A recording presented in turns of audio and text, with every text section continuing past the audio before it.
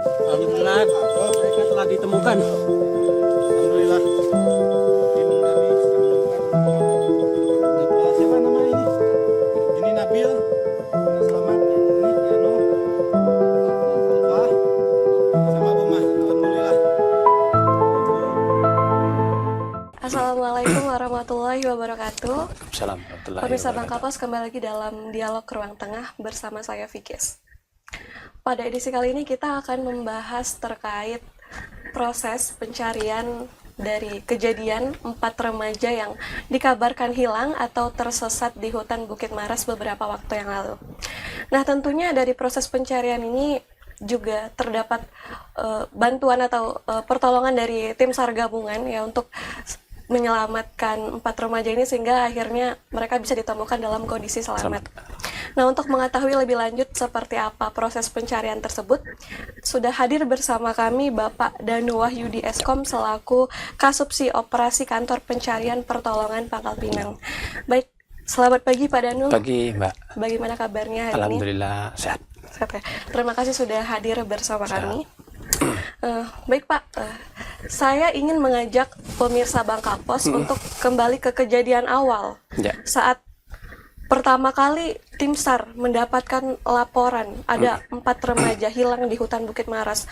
Saat itu seperti apa kondisi yang terjadi di posko dan apa informasi awal yang diterima oleh tim? Bisa diceritakan? Ya, memang pada saat itu Kantor Pencarian dan Pertolongan Pangkal Pinang memang mendapatkan informasi langsung dari korban, karena mereka menginformasikan bahwasannya mereka disorientasi medan atau tersesat pada saat pendakian menuju ke air terjun Meruyan yang ada di Bukit Maras. Kemudian mereka melakukan mengirimkan Sherlock kepada kami dan belum membutuhkan bantuan. Awalnya seperti itu, namun kami sudah menginformasikan kepada mereka dan mengarahkan kepada 4 orang tersebut untuk mencari jalur utama. Kemudian yang kami lakukan, yang kedua adalah berkoordinasi dengan pengelola Taman Nasional. Pada saat ini memang ditanggungjawabkan oleh BKSDA setempat. Kami berkoordinasi dan kemudian tim yang di posko utama itu sudah berupaya untuk melakukan pencarian data di awal. Kemudian ini masuknya dari posko mana? Posko Bukit Maras ataukah posko yang pos Meruyan. Nah, kemudian kami melakukan pergeseran dari personil. Setelah berkoordinasi, kami lakukan pergeseran ke lokasi, kemudian berkoordinasi dengan tim di tempat, dengan potensi SAR yang ada. Gitu, Jadi dari remajanya sendiri yang menghubungi begitu ya? Ya, dari keempat korban tersebut memang menghubungi ke hotline-nya kantor SAR Pangkal Pinang, menghubungi bahwasannya mereka disorientasi. Kemudian kami berupaya memberikan melalui WhatsApp grup informasi-informasi yang sedetil mungkin agar mereka bisa memahami hal tersebut. Oke. Nah baik, pada saat tim bergerak untuk mulai melakukan pencarian, itu kan dibagi menjadi beberapa regu begitu ya, Ya. Pak ya? Nah, apa yang jadi pertimbangan tim SAR untuk membagi tim itu menjadi beberapa regu? Apakah memang karena hutan Bukit Maras itu vegetasinya rapat dan luas sehingga perlunya banyak tim, atau memang sudah jadi prosedur begitu untuk selalu melakukan pembagian tim setiap ada proses pencarian? Ya. Jadi karena kejadiannya ini di Bukit Maras, pada saat pelaksanaan pencarian dan pertolongan itu memang kita selalu membagi beberapa seru, baik di darat maupun di air. Untuk pencarian, pola pencariannya itu. Kemudian karena memang ini titik terakhir mereka sudah kita ketahui dan mereka menginformasikan akan mengikuti aliran sungai awalnya. Jadi kita sudah mengetahui clue utamanya, pertama ini sudah kita dapatkan. Jadi pada saat itu kami membagi tim 1, 2, dan 3 seru. Dari tim 1 itu dari pos Meruyan, kami berkoordinasi dengan teman-teman potensi SAR gabungan juga. Kemudian tim 2-nya lagi untuk penyapuan melalui posko Maras. Oke. Berarti sudah tahu ya, awalnya mereka ini Ya. maunya ke air terjun Air terjun Meruyan. bukan ke Bukit Maras Ya, begitu. disorientasi medan, mereka tersesat. Kemudian dan juga mereka tetap setelah mereka memberikan share lokasi di awal itu udah tuh nggak ada kontak lagi. Nah, dari situ kami sudah memutuskan untuk melakukan pencarian. Oke, jadi setelah hilang kontak tim langsung bergerak masuk ke area hutan. Ya, bergerak menuju ke Maras, kemudian berkoordinasi, kita bagi tim langsung pergerakan untuk melakukan pencarian di lokasi tersebut. Oke, seberapa tinggi tingkat kesulitan pada saat melakukan operasi dan juga ada istilahnya maraton ya untuk pembagian pencarian seperti itu. Bisa dijelaskan medannya seperti apa yang ditempuh tim? Ya, kita tahu Bukit Maras itu ketinggian kurang lebih 700 ya, kurang lebih ya 700 mdpl memang cukup terjal memang. Cukup terjal sampai dengan ke puncak itu kemungkinan dengan butuh waktu ya. Kalau yang profesional mungkin 3 jam sampai dengan 5 jam sudah bisa sampai, tapi kalau pemula mungkin membutuhkan waktu yang lebih lama, lebih dari itu. Memang untuk kondisi medan sebenarnya yang ada di sana yaitu dengan kelebatan hutan, kemudian juga medan yang terjal yang sering dihadapi oleh teman-teman yang pada saat melakukan pendakian. Mungkin itu menjadi kesulitan bagi kami juga untuk lakukan pencarian. Pada saat pencarian itu benar-benar tanpa jeda atau estafet ke tim-tim lain seperti apa? Estafet langsung ke tim-tim lain bergerak sesuai dengan yang kita rencana operasi yang sudah Sudah buat. dibuat di Iya, awal begitu. komunikasi penyampaian rencana operasi yang di pos Meruyan, kemudian yang di pos Bukit Maras juga berkomunikasi melalui handphone bisa. Alhamdulillah dari BKSDA juga dari komunikasi handle talking-nya juga bisa mampu, radio mereka mampu menembus untuk pelaksanaan pencarian kemarin. Nah, seperti apa Pak peran dari masyarakat lokal di sana atau mungkin ada relawan lain yang ikut membantu tim SAR melakukan pencarian? Ada tidak? Ada. Jadi potensi SAR sangat banyak membantu. Kemudian juga dari pelaksanaan ini kami juga dibantu dari teman-teman BKSDA, Taman Nasional, kemudian dari teman-teman Laskar Skaban. Kemarin juga kami informasikan mereka cepat untuk merespon ini. Masyarakat setempat juga ikut membantu dalam pencarian karena kita bermain di ketinggian, kemudian juga di hutan. Kita tetap harus berkoordinasi dengan wilayah setempat agar memudahkan untuk melakukan pencarian. Jadi bergabung bersama tim Iya. SAR saat melakukan pencarian. Nah, untuk selama proses pencarian ini kan tidak hanya berbekal pengalaman personil atau relawan ya, tapi juga butuh bantuan teknologi seperti drone thermal atau juga Starlink begitu untuk komunikasi. Nah, mungkin kami dan masyarakat sekitar juga mungkin kurang paham gitu seperti apa penggunaan atau fungsinya pada saat pencarian remaja ini. Bisa dijelaskan mungkin efektivitasnya saat operasi pencarian? Pada saat penggunaan drone thermal yang kita miliki memang untuk mengetahui, drone ini kan sebenarnya untuk mengetahui suhu tubuh panas pada manusia. Pada saat itu memang dengan kelebatan hutan yang ada di Maras, jadi kita mungkin sedikit kesulitan jadi karena memang tertutup oleh kelebatan hutan itu sendiri. Iya, vegetasinya rapat memang, tapi tetap pada satu kejadian pasti maksimalkan untuk pelaksanaan dari penggunaan drone. Namun kalau memang kalau dia posisinya tidak tertutup oleh kelebatan mungkin bisa terdeteksi lebih cepat mungkin ya. Mungkin bisa lebih cepat untuk menemukan. Namun juga proses untuk menuju ke sana ya butuh 2 jam sampai 3 jam. Gitu. Kalau memang karena memang mereka bukan pada jalurnya, bukan pada jalur pendakian. Kalau dia berada di jalur pendakian, maka itu proses itu akan semakin cepat. Nah, teman-teman dari tim SAR gabungan itu sendiri bisa menemukan mereka. Dari lokasi yang kita diberikan oleh mereka, itu mereka ditemukan kurang lebih 800 meter. 800 meter dari air terjun Meruyan. Jadi gitu. Jadi mereka memang ada 2 air terjun sih sebenarnya di sana. Ada 2 air terjun, kemudian dari air terjun 1, kemudian mereka mau menuju ke air terjun yang kedua.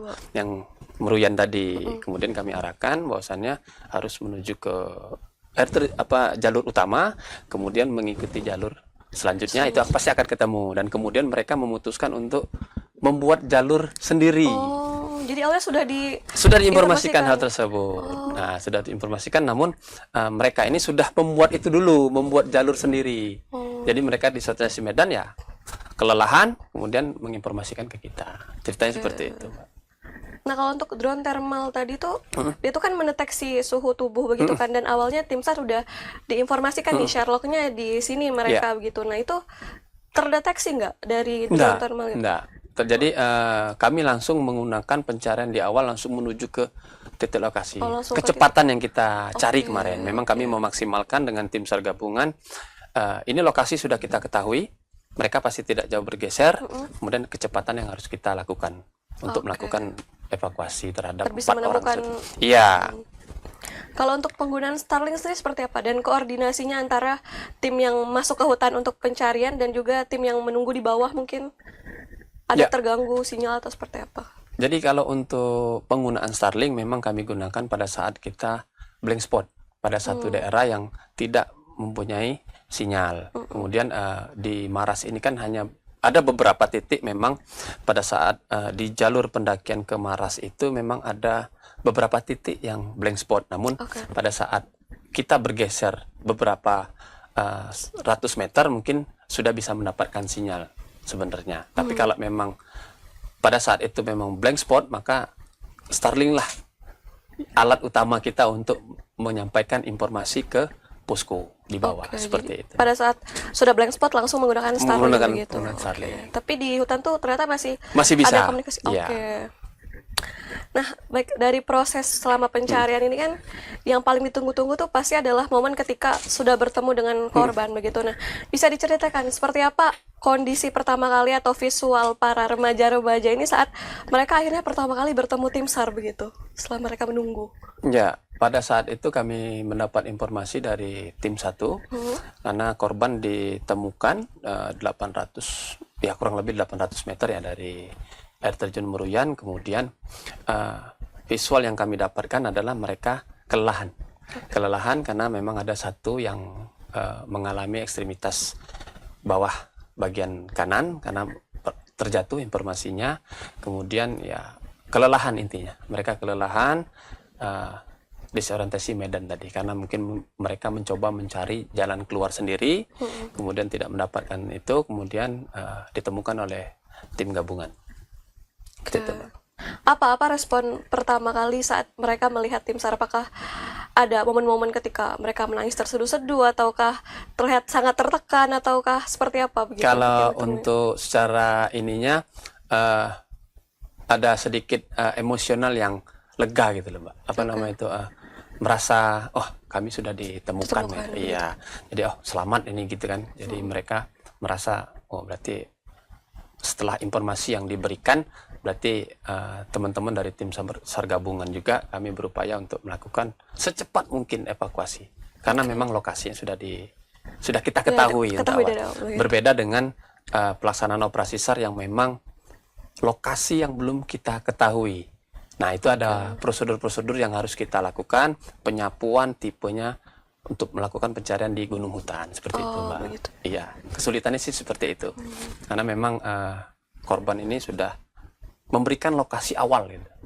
Pada saat ini kami beradanya di sini, kemudian kami mengikuti untuk aliran sungai. Memang kalau survive seperti itu memang. Kita harus mencari sumber air di mana, kemudian cara bertahan kita, survive kita di gunung hutan itu seperti apa.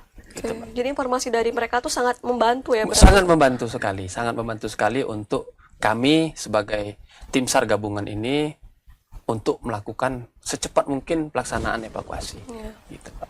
Nah, itu kan informasinya dari mereka itu mengalami kelelahan ekstrim begitu ya, Pak ya? Ya, kelelahan. Nah, 3 dari 4 itu sudah lebih dulu dievakuasi kan pada menjelang subuh ya, begitu katanya. Ya. Sedangkan yang 1 yang mengalami cedera itu harus dievakuasi karena harus diturunkan dulu mungkin ya.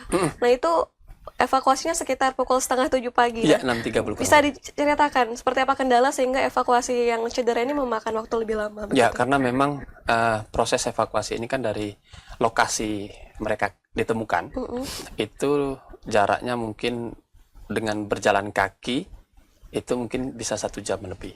Kemudian kan karena memang dia ekstremitas bagian bawah yang terkena, jadi proses itu agak sedikit lambat memang agar memang kestabilan dari korban tersebut.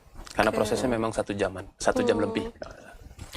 Nah, setelah mereka berhasil diturunkan dan dievakuasi, seperti apa pendampingan lebih lanjut dari tim SAR? Apakah ada pendampingan untuk pemulihan trauma atau psikologis korban atau dilimpahkan ke instansi lain atau seperti apa? Ya, pada saat mereka korban yang sudah kita evakuasi sampai di poskonya Meruyan, pintu masuk, kemudian kami pendampingan terhadap psikologis itu kami serahkan ke tim medis. Pada saat itu memang tim medis sudah kami siapkan. Oh, sudah ada di ya, sudah rumah, ada di bawah. Sudah kami siapkan karena pada saat dia ditemukan korban itu, kami langsung arahkan tim medis menuju ke posko Meruyan. Oke. Ya. Nah, baik, mungkin yang bikin pemirsa Bangka Pos juga penasaran gitu ya. Seperti apa sih sebenarnya kondisi jalur yang dilewati oleh 4 remaja ini begitu sehingga mereka mengalami tersesat atau hilang? Bisa diceritakan, Pak? Kalau untuk jalur sepertinya tidak terlalu berat. Kalau untuk jalur untuk menuju ke air terjun tersebut. Namun kalau ke Bukit Maras, menuju puncaknya Bukit Maras mungkin sedikit berat. Oke. Sedikit berat karena memang posisinya air terjun Meruyan itu ada di posisi di tengah. Oh, Di posisi di ketinggian ya sekitar 300 sampai dengan 400 lah kemungkinan. Dan ada juga mungkin bagian yang sedikit terjal, kemudian berbeda dengan kita mendaki Bukit Marasnya. Lebih berat Bukit Marasnya daripada wisata ini kan banyak yang mendatangi. Wisata ini kan air terjun masalahnya. Air terjun Meruyan, banyak orang-orang yang berwisata di situ. Oke. Jadi kita bisa luruskan kepada pemirsa kalau 4 remaja ini nih sebenarnya ingin ke air terjun, Meruyan ya, bukan Meruyan. ke Puncaknya Maras. Iya, bukan ke Namun puncak. jalur dari pos Meruyan ini bisa juga menuju ke puncak. Bisa menuju puncak. Bukit Maras. Namun untuk keterjalan sama medannya lebih berat menuju ke puncaknya. Oke. Iya, karena banyak yang menanjak juga jalur dari pendakian tersebut. Memang harus ya fisik yang kuat, fisik yang kuat dan penguasaan jalur Ya, mengerti medan ya berarti. Oke. Jalur pendakian. Nah, ada juga nih mungkin masyarakat kita di sosmed yang beranggapan kayak, oh mungkin 4 remaja ini melewati jalur yang tidak resmi atau ilegal. Nah, itu sebenarnya jalur yang mereka lewati ini resmi atau tidak begitu? Ya, informasi yang kami dapat dari lapangan, mereka terlapor. Mereka terlapor karena informasi juga kami dapat dari teman-teman bahwasannya dari pos Meruyan itu terdata. Informasi seperti itu. Kalau dari pos Bukit Maras mungkin tidak terdata. Tapi di pos Meruyan itu ada teman-teman dari BKSDA juga ada di sana. Saya rasa itu informasi yang dapat dari teman-teman BKSDA juga, mereka terlapor kayaknya. Terlapor.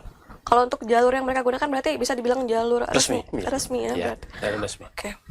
Nah, dari rentetan proses yang telah dilakukan tim SAR mulai dari bergerak cepat, terus memasuki hutan, melakukan pencarian, menemukan korban sampai akhirnya selesai melakukan evakuasi, seperti tentunya pasti ada melakukan evaluasi kan bagi tim SAR. Nah, hal apa yang menjadi perhatian utama bagi tim SAR gitu terkait kejadian ini, terutama di khusus untuk jalur pendakian dan keselamatan para pendaki di Maras?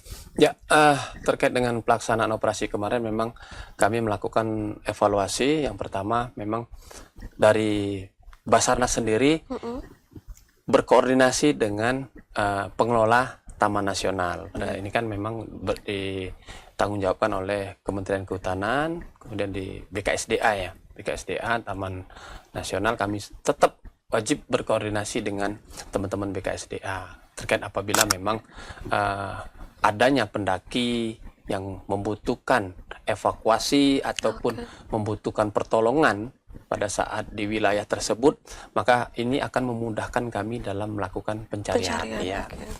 Hubungan yang baik dengan instansi potensi SAR itu wajib kami lakukan. Oke. Baik, terakhir Pak, ya.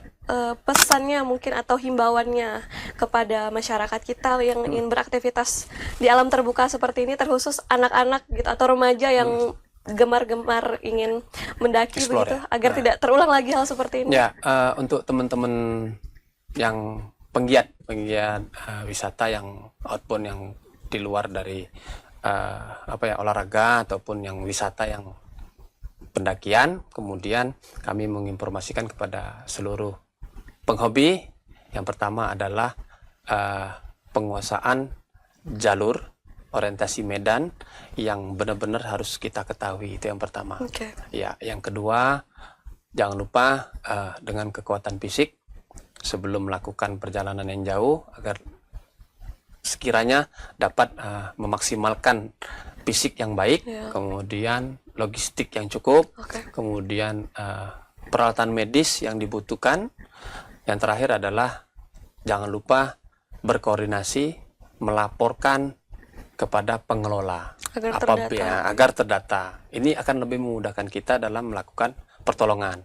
Yang terakhir adalah melakukan kalau memang merasa tidak mampu dan tidak mengetahui jalur pendakian, maka berkoordinasilah dengan pengelola untuk mendapatkan pendampingan Oke, biar dari ada yang pengelola. pengawasnya begitu. Dari ya? ada Oke. pengawasan juga dari mereka. Lebih baik kita menggunakan guide daripada kita berjalan dengan sendirinya. Tapi tersesat atau Tersesat ya, ataupun ada resiko yang lainnya. oke. Gitu. Pertolongan pertama itu penting bagi kita sebagai pendaki yang akan melakukan pendakian. Oke. Gitu, Pak. Mungkin. Baik, terima kasih banyak Pak Danu Siap. atas kesempatannya Makasih, sudah sama-sama. memberikan informasi Siap. bagi pemirsa Bangka Pos. Semoga apa yang disampaikan bisa bermanfaat dan jadi peringatan untuk kita agar selalu menjaga keselamatan diri di alam terbuka. Baik, pemirsa Bangka Pos, demikian dialog ruang tengah hari ini. Kita berjumpa lagi di edisi berikutnya. Assalamualaikum warahmatullahi wabarakatuh. Waalaikumsalam.